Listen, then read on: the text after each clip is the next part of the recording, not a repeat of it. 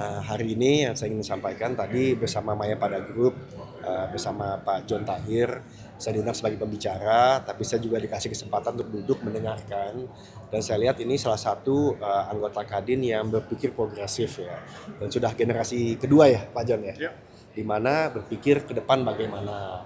Nah, dan juga bukan saja berkolaborasi, bersinergi antar anggota grup, tapi berpikir bagaimana teknologi seperti AI bisa membantu grup untuk berkembang.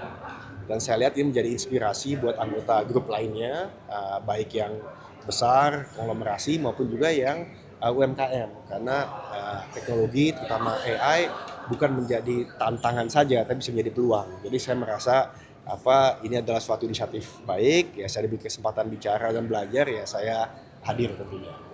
Ada poin atau peluang kolaborasi antara Kadin dan Mayapada mungkin Pak yang lebih? Kalau Mayapada dari dulu memang suatu koperasi yang pendukung Kadin. Yang menarik dari Mayapada ini adalah grupnya ini ada di salah sektor yang sangat menarik buat masa depan. Satu, kesehatan, kedua tentunya juga ada ini perbankan dan asuransi, dan juga properti.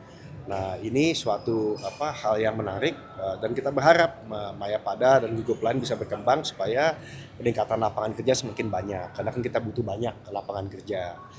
Nah, saya lihat tadi tanya mereka recruiting secara umum, manajemennya juga sangat capable dan semangat. Ya, mudah-mudahan semangat ini bisa menular ke seluruh anggota Kadin sehingga Kadin bisa menjadi Indonesia Incorporated seperti dicanangkan oleh Pak Presiden. Pak, izin koreksi soal cerita Bapak di dalam bahwa Indonesia-India itu bisa jadi poros pertumbuhan ekonomi gitu. Ya. Itu maksudnya perbandingan dengan karena China melambat pertumbuhannya atau gimana mungkin bisa diperjelas? Itu kemarin sama Pak John saya juga hadir di India bersama kunjungan kenegaraan Presiden. Jadi waktu di Davos itu dikatakan bahwa mereka mencari growth story baru. Cina melambat, Amerika lebih cepat tapi masih di bawah rata-rata dunia, jadi sekitar 2,2% lah, dunia kan 3%-an. Nah, India dan Indonesia itu sama-sama di atas 5%. Nah, India lebih tinggi daripada kita. Nah, jadi mereka berpikir ini bisa menjadi penopang pertumbuhan di dunia. Tapi tentu kita mempunyai target sendiri, bukan hanya tumbuh tapi tumbuh dengan inklusivitas. Karena kalau tidak kan jadi perbedaan antara yang punya dan tidak punya semakin besar, kesenjangan sangat tidak baik untuk demokrasi Indonesia. Nah, tapi kita melihat memang kita tidak lupa akan pengalaman-pengalaman yang berat tahun 97, 98, 2008, 2020. Jadi ketika mengatakan optimisnya tentunya sangat hati-hati. Tapi dunia mengharapkan Indonesia yang maju. Dan saya rasa itu bagus untuk kita memanfaatkan peluang, siapa tahu dalam waktu 18 bulan investment grade status investment grade bisa dicapai. Ada langkah-langkah preventif nggak Pak dari Kadin ya khususnya dunia usaha? Ini kan Trump sudah memberlakukan tarif ke Cina 10% gitu. Apa sih preventif buat dari Kadin atau dunia usaha sendiri untuk menghadapi? Ya, saya rasa dua ya.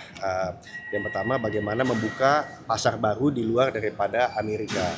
Tapi Amerika sama sekali tidak bisa dilupakan. Pasar barunya seperti BRICS tentunya. Kedua, ASEAN diperkuat karena pertumbuhannya itu 4,7% lebih dari rata-rata dunia. Dan yang ketiga dengan Timur Tengah. Karena Timur Tengah itu mempunyai sumber dana yang luar biasa. Tapi Amerika tidak bisa tinggalkan karena Amerika pasarnya besar sekali dan berkembang. Nah, jadi di sini dibutuhkan suatu diplomat yang ulung dan juga para pengusaha yang kreatif untuk bisa menjalin kerjasama dengan Amerika yang mulai dari basis yang sangat rendah. Ya. Terima kasih ya. Terima kasih Pak.